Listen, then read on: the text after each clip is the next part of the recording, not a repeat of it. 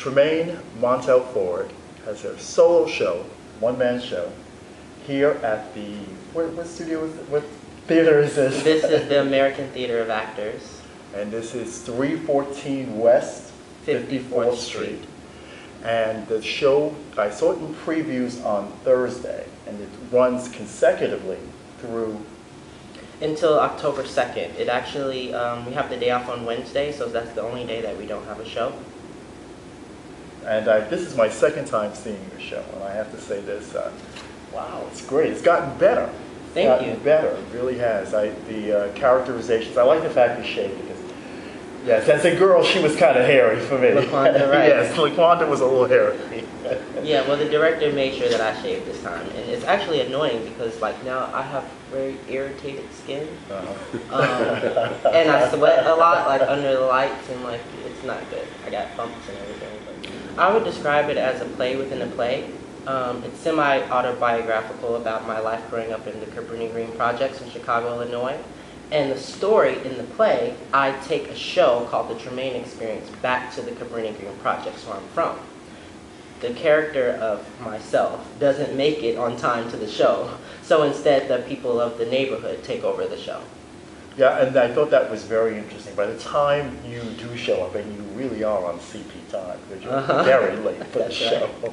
But by the time you show up, we've already been endeared by the four characters that you play. Oh, good.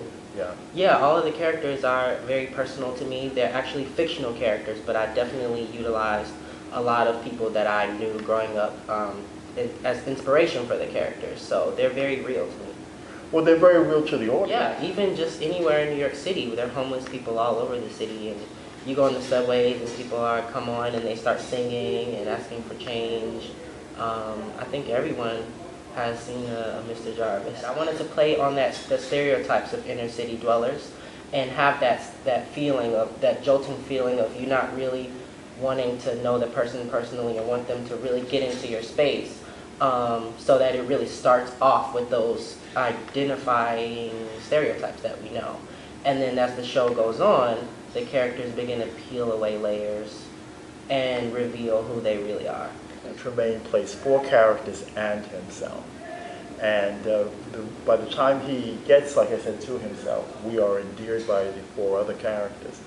And they are basically a homeless man, his dope-selling son, correct, and and the dope-selling son's pregnant girlfriend. Mm-hmm. And then we have someone who is not really from a casualty of the neighborhood. He's moved here from Pakistan and owns the little store on the corner, right, where they all come in and say F you to him all the time. Right. Habib is the outsider that's not really an outsider. Even though he is a different race and he comes from a different country, he's definitely a part of the community. Yeah, so cool. I wanted to include that part in it too, because communities include all different types of people, and there's that juxtaposition of someone being a part of it but not being a part of it, and a lot of people feel that way in America. Cabrini-Green is almost not there now. So.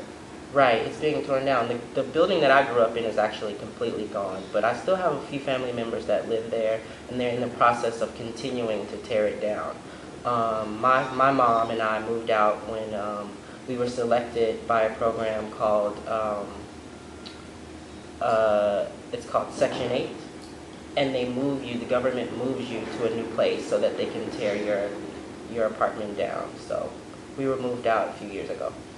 In a little while, there won't be a Cabrini-Green. It'll be a memory, and most likely, like in most settings where you had the urban flight to the suburbs in the 60s, and then the urban blight of the inner city in the 70s and 80s, these places eventually will just become memories. So unless you decide to research them and look about them, they're going to be gone. I imagine Cabrini-Green, since it's inner city and prime real estate, is going to become $1 million homes.